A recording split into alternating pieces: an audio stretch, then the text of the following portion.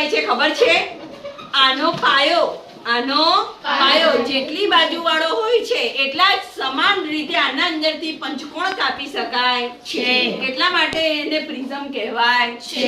પ્રિઝમમાં એક સરખા ત્રિકોણ તો ત્રિકોણ કટ થાય, લંબચોરસ તો લંબચોરસ કટ થાય. બરાબર. આ ત્રિકોણીય પિરામિડ છે, અરે ત્રિકોણીય પ્રિઝમ છે. કયું પ્રિઝમ છે? ત્રિકોણીય પ્રિઝમ છે.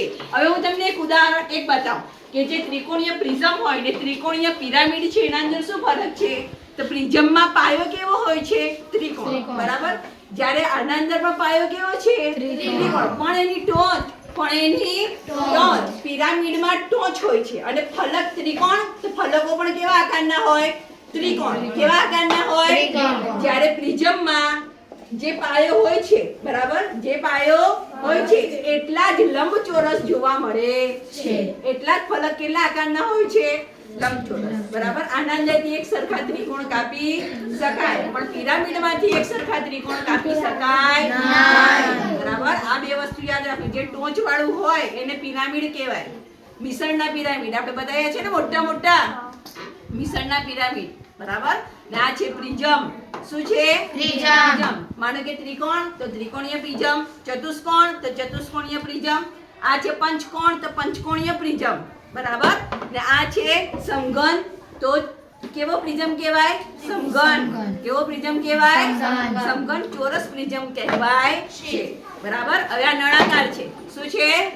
નળાકાર. જુઓ, નળાકારમાં જે લંબચોરસ હોય લંબચોરસને વાળો તો નળાકાર બની જાય છે. બરાબર. એના બે વર્તુળ, એના બે શું હોય છે? વર્તુળ અને લંબચોરસ. આ ત્રણેયના ક્ષેત્રફળનો સરવાળો કરીએ તો આપણને નળાકારનો ક્ષેત્રફળ મળે છે.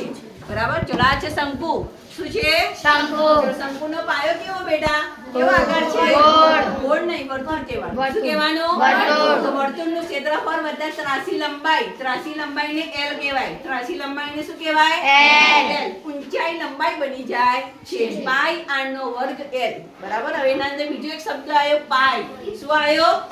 પાઈ. પાઈ બરાબર 3.14. પાઈ બરાબર 3.14. પાઈ શું છે ખબર છે તમને? આખી પૃથ્વીનો પરિઘ. આખી પૃથ્વીનો પરિઘને પૃથ્વીના વ્યાસ વડે ભાગવાથી જે મળે છે એ અચળાંકને પાઈ કહેવાય છે. બરાબર. 3.14. બરાબર. ચલો આજ એક વાત કરીએ આપણે. શ્રીનિવાસ. બરાબર. એટલા બધા